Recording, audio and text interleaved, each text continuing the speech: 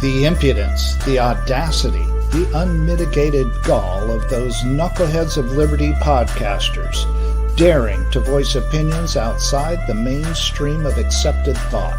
Listen if you dare. It's angry, it's funny, it's even sometimes sad, but it's always based on freedom and justice, as you will see. Here's our host, Jason McPhee. Welcome to the Knuckleheads of Liberty. We are coming at you on February 9th, 2022.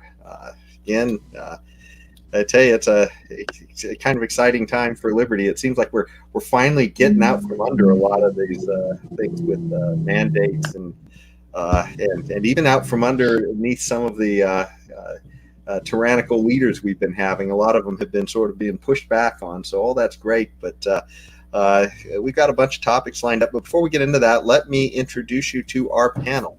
In our upper left-hand corner, we have Leon, the word Brathwaite, last word in liberty. He is a retired engineer in the state of California. In our upper right-hand corner, we have our screaming eagle of freedom, Tim Ever. He is a pilot in the state of California. My name's Jason McPhee, and I'll be your host today.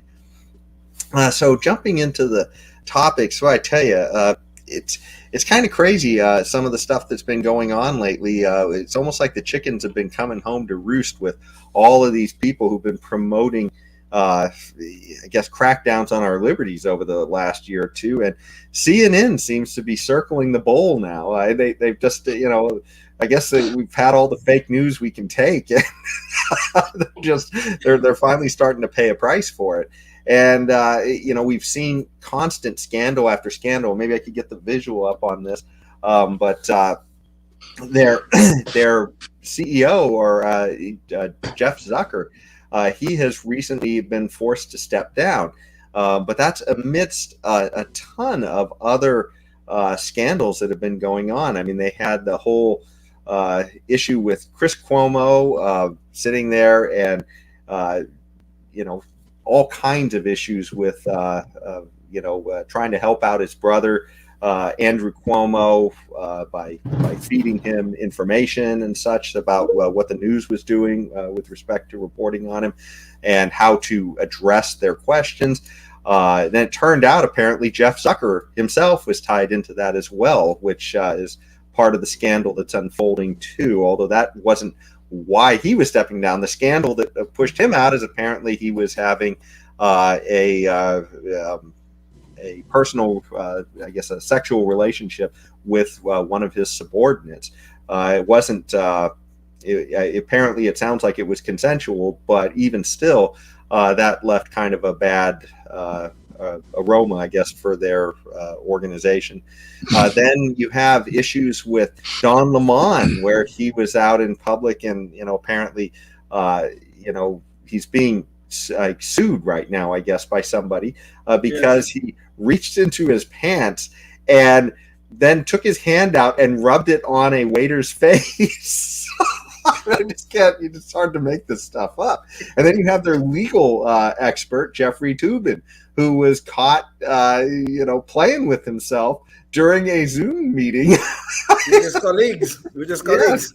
So it's just literally one thing after another. Of course, they had the iconic fake news reporting that was going on during all of the riots over the last over the summer of 2020, including that iconic image of the reporter holding up the standing rather in front of burning buildings and saying, "Well, this is fiery but mostly peaceful protest." It's hard to imagine getting any worse, but it's just scandal after scandal.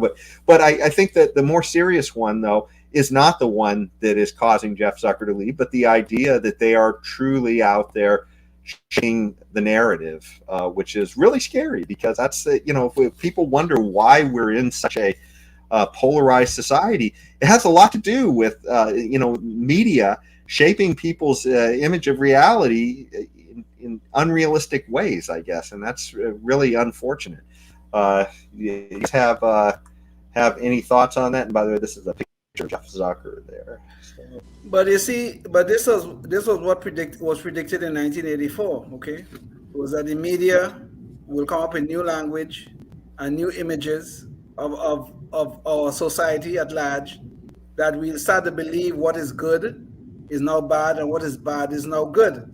And this is what I think one time we were arguing about whether it was double speak or new speak. It was actually new speak. I checked it out. This is what is going on. The new speak is in front of us, where all sort of new language is being used to describe what is going on in society. I mean, look at last year. I mean, the Antifa and BLM riots are the very best example of this. They were burning down our cities all over America. And what did the media tell us? Most of the media, that is, mostly peaceful protest was going on. But you know why they were telling us that? Because it was supposed to be for a good cause. It was social justice. But these people, a lot of these people were criminals. I'm not saying protesting is wrong. If there's some outrage going on in society, they should protest. But when we have people looting and burning and committing arson, that's no longer a protest, that's a riot. But yet the media was pushing upon us. Oh my God, mostly peaceful protests. Changing the narrative. The one thing I am glad about, apparently, coming out of all of this, is that CNN and MSNBC, their ratings are significantly down. And I hope it continues to go down, because these people are nothing but fake news. Seriously. Wow. So you and I are both wishing for dire events to unfold upon the people that are doing these things. And one thing I'm glad about is that our puritanical attitudes towards sex are about the only way these people will ever get out. I mean, it doesn't matter what egregious real crimes they commit. Boy, once they start, getting in bed with somebody they shouldn't, or forgetting about, what meeting they're in when they decide to go on Pornhub or wherever they're going. It's like, seriously, you people, if it wasn't for those kinds of sexual related crimes, quote unquote, you'd still be in your positions of ridiculously tyrannical power, you despots. It's like, thank God we still have some Puritan ethos in America. I don't know how well this would play out in France. They may just sweep it under the rug and they'd still be in power. I don't know, but or maybe Italy, but here, it's the straw that broke the camel's back. Apparently, but thank God for that. What's funny, this sorry, story that they put out, CNN put out, Jeffrey Zucker put out about, it was a consensual relationship that he did not disclose, and that is why he's resigning. I don't believe none of that. Okay, seriously, there's a lot more going on here. There's some issue involving Chris Cuomo. Chris Cuomo is asking for, I think, like $60 million so that he wouldn't talk to the press about some of the things he know about CNN.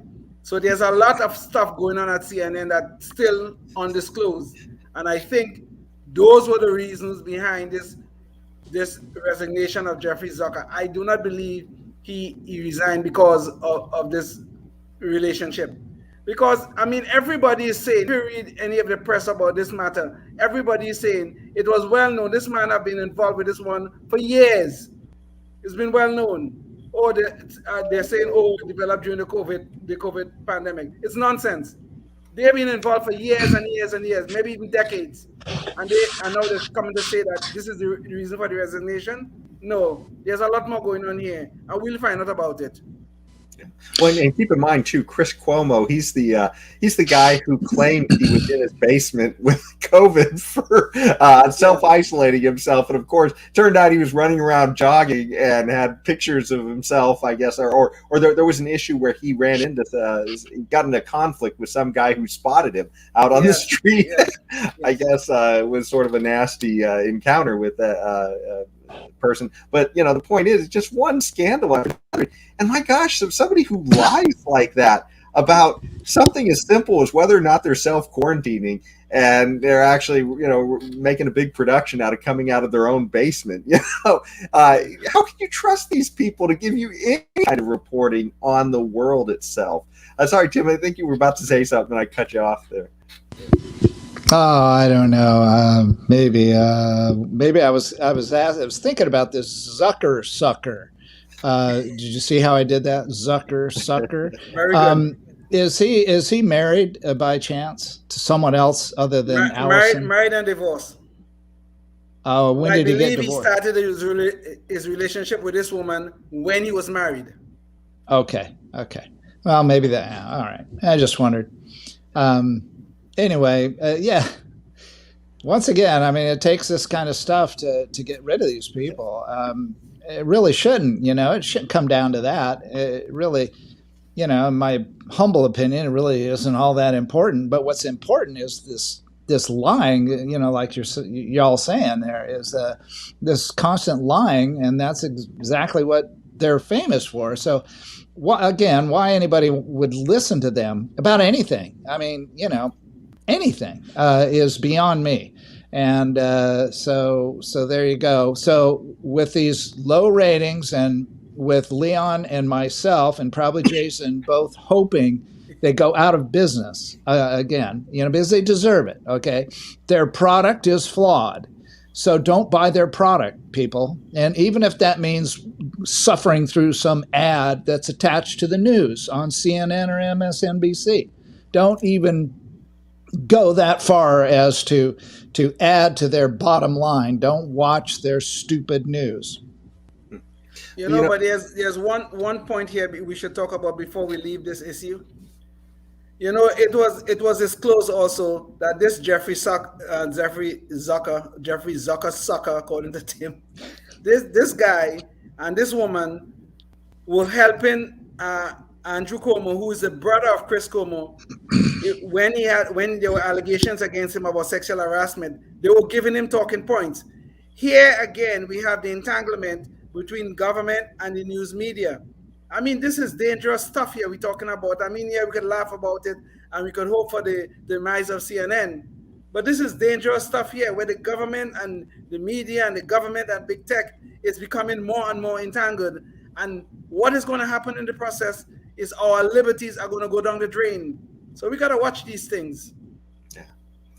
Well, it's funny. I was thinking we were going to have time for a few more topics, but there is another interesting aspect to this story too, and so I think we'll just stick with this just a little bit longer. But and that's the issue that everybody's sort of making light about too. But the idea that, well, it was a consensual relationship that he had with his subordinate there at work, and for the most part that's true. And if he owned the company, then probably not that big of a deal, I guess. But think about it this way too, and that's it. If he's working for a company and he is altering the hiring and firing decisions of a company, because apparently this woman was constantly promoted underneath him as he went from place to place, and, yes. And so if he's having this relationship, then he's kind of defrauding those people who are entrusting him to hire the right people to be there at his business or at this business. If he is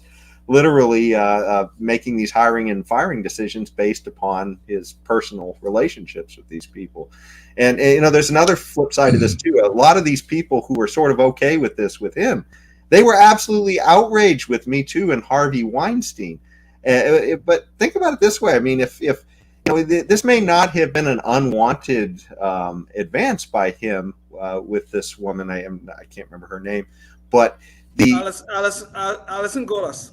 Yeah, but the point is that apparently to get those positions, you had to sleep with Jeffrey Zucker then, I guess, right? Because if you weren't sleeping with him, you had no chance at getting the position. So even though she may have been cool with trading in that in order to get that position, these other there may have been other women who might have gotten these jobs essentially, but because they weren't putting out for Jeffrey Zucker, they couldn't be in those positions, right? I mean, because clearly she was trading with something that wasn't in the resume. But you know what, Jason, but these whole me Too people, you know, they're nothing but a bunch of hypocrites. Maybe there are a few exceptions to this, okay? But they're nothing but a bunch of hypocrites when you think about it, okay? This woman and Jeffrey Zucker was given talking points to Andrew Cuomo to defend himself against sexual harassment allegations. So where was the Me Too movement now? What position are they taking? Are they supporting Andrew Cuomo, who's the accuser, who's been accused of this, or are they supporting the women who are victims of this? This is the hypocrisy that is ongoing. These people are trying to help that disgraceful piece of crap, Andrew Cuomo. But nobody ain't talking really much about that aspect. Where was the YouTube movement? Where were these bunch of hypocrites? Where were they? Don't hold back, Leon. Yeah. They were signing up for a GoFundMe campaign to put Cuomo to pay for Cuomo's legal defense. That's what they were. Well, you can bet that GoFundMe wouldn't hold those funds. They wouldn't with all. No, not at all. No, just but don't be a trucker trying to not have to take a vaccine into your own body. Don't do that. Yeah, they held funds for the chop in Seattle. They held funds for them. Oh, there you go. Oh, they did. Oh, and I don't know. Did they? Yes, I'm not making this up. Okay. Wow. Well, so yeah, and those weren't withheld, I'm assuming. I mean, they didn't. Hey, because here we are. They've completely taken over the city and just destroyed all kinds of things and threatened to destroy the public buildings of the city. People were killed in the chop, and people were killed right and left. And so yeah, how many people have the truckers killed, Leon? I'm still trying to find that out. It's very, very hard to discover. Okay, Please. Well, who knows? We'll find out. COVID deaths they've caused. But anyways, it's funny. As many crazy things have been going on with CNN just sabotaging themselves, and they turn around and they pick fights with other popular media people too. And so in that respect, Joe Rogan has been the target of a lot of their scorn lately. And so it just seems like, wow, if you're striking on all cylinders here with the rest of your product, why not take on this Mack truck and Joe Rogan who's just barreling down the road, and you're going to go stand in front of that. Yeah, it's crazy. So with Joe Rogan, he's been he's just been absolutely being attacked by all of the sort of the fake news usual suspects, I guess. And they've been essentially trying to hit him with issues of censorship, boycotts, and character assassination. So, with respect to the censorship, it's been pretty crazy. He's been literally interviewing real scientists, people who have real credentials relevant to this pandemic that we've been in. And these things have been getting censored and deleted online by different platforms, and even some politicians pushing for that as well. But there's also been issues of people like CNN coming out and then trying to tarnish him, as when he got COVID, he claimed he was using ivermectin, and then suddenly everybody was saying he was using horse paste, including CNN. And then he had CNN's medical doctor on his show, and I think Sanjay Gupta is his name, and then he admitted that yes, CNN should not have said what they said about him taking horse paste, right? So and of course then because he works for CNN, he went right back to CNN and then immediately recanted. Yes. He went on the Don Lemon show and recanted what he said on the Joe Rogan show. What a weasel.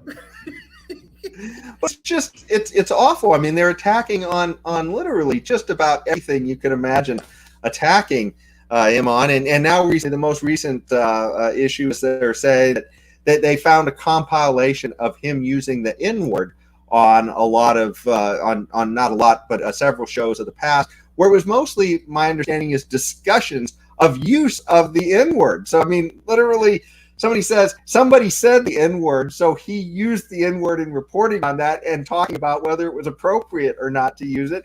And suddenly they're saying he's a racist and we have to cancel him. So yeah, it's just the usual bag of tricks from the left. What do you guys think about this? In the case of the use of the N-word, as far as I know to date, every one of them was in context. He was not calling somebody the N-word. Okay, it was used in context.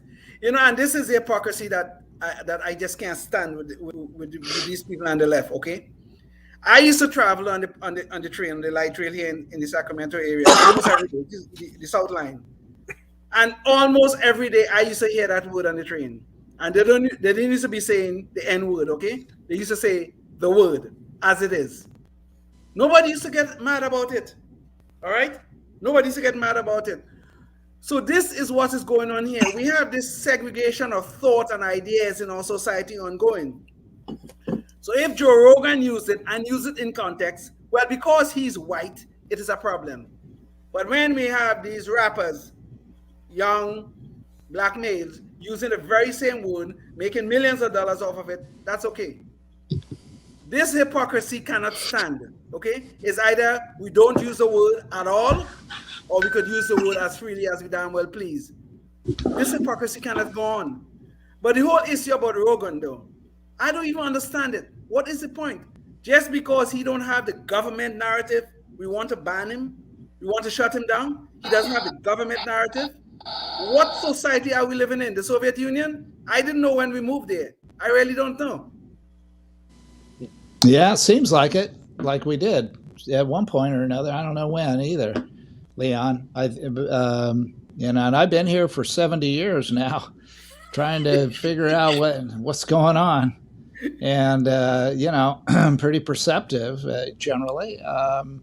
Although I'm not an expert on Joe Rogan, I haven't watched his show, but now I'm curious about watching him. So, there's no such thing as bad press, and maybe Joe will make maybe Joe will make out okay after all is said and done. And I think free, intelligent people can see right through all this nonsense going on around us. What we can actually eventually do about it, and how important it really is to the end result, which is preservation of our way of life based on freedom and protection of our freedoms and our rights. Yes. Is another story because they're the people that are in charge and who are controlling the narrative on the mainstream media. Why anybody again would listen to them, I don't know, but they are the ones that are really calling the shots here. And so we're, I feel pretty helpless. I mean, maybe we're doing a little bit of our own here, along with other libertarian people, to come out and call all this stuff out on the table for what it is, which is lies and hypocrisy. Indeed. But I'm concerned about the entanglement of government. When Jen Psaki could get up there and say, "Oh, it's not enough for them to put the disclaimers on the show." Come on, she's speaking for the President of the United States. This is serious business. Yeah. Well, and you've kind of short-circuited our Knucklehead Noise Patrol, Leon. But that was literally the topic we were going to cover for that. So let's jump right into that now. And this is the issue too. Regardless of whether or not somebody gets censored by a private platform, when government gets involved, then you're running right up against the freedom of speech. So First Amendment, yes. So I mean, this is really serious stuff. And so with Jen Psaki, she was at a press conference, and she was being asked about Rogan and his platform covering controversial remarks. And again, these are only controversial to them, where to the left, where they say, if you don't agree with us, it's misinformation. Essentially. But her comment was, she said the disclaimer that Spotify said that they were going to put on after all the furor over his statements. She said the disclaimer is a positive step, but we want every platform to continue doing more to call out misinformation and disinformation, while also uplifting accurate information. And so, of course, accurate information is what she's saying. They're saying, and misinformation is, literally what everybody was so upset about with Joe Rogan on this misinformation was him interviewing Dr. Robert Malone, who was a pioneer in making this RNA vaccine that we're currently using. And he certainly should have a seat at the table if you want to say a credible person having a opinion about the use of the vaccine and how effective it is. And the idea that because he's not saying this exact same thing that Fauci's saying, then suddenly he is misinformation. And, he's literally an expert who's done something. Fauci is just a bureaucrat. I mean, that's all he is. He sits there, he decides who gets money, and he peddles the party platform. And that's about it. So it's anyways, you guys want to jump in? Well, okay. So how about this information that was so sound in science? Let's shut down the economy because of COVID, and everybody should stay home and stop working. Okay, so now a recent study came out. I can't remember who's behind it, but John Hopkins. John Hopkins University. Yes. Yeah. So that one came out and said, "Oh, guess what? All that shutting down the economy nonsense was just that. It did nothing. If anything, it had so many repercussions and ramifications that it was net negative and should never have been done." Oh, okay. So who's right here, Psaki?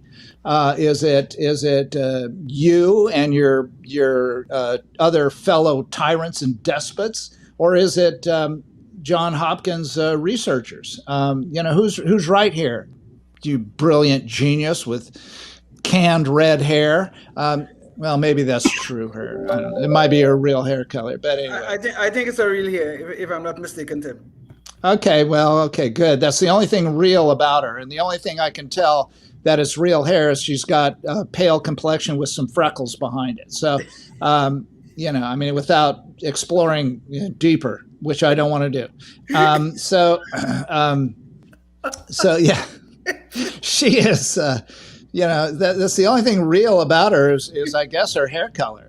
The rest of her is just a bunch of fake nonsense, and I wish she'd just shut up like everybody else. Well, let's give Jen Psaki a break on this one, okay? Remember, this idiot is a person who will take advice from her 5-year-old about masking of little children. This is the kind of people that we're dealing with here. So please give her a break. But we still cannot lose sight of the important issue. Why does the government need to tell us what we must think and what we must say? And why does the government get to decide what is misinformation and what is not? This is 1984 all over. And we got to be careful. We got to be very, very careful about these people. The left seem to be controlling so many of our institutions right now. Institutes of government, academia, in the public schools, K through 12. We got to be careful about these people and what they're trying to do to us and our liberties. That sounds like some good advice. Maybe if you've got a little time on your hands, you can apply for this job and take her position away as an underrepresented person who should have that position, because I think you'd add a lot to that Whitehouse briefing room. Of course, they're not interested in diversity of opinion. They're only interested in diversity. Well, I have the right skin color, so I could work. Exactly. I could work with Jason. I could probably sneak in there. Well, with that, I think that's about all the time we have for our show today. But thanks so much for joining us, and until next one, stay free. Yes, indeed.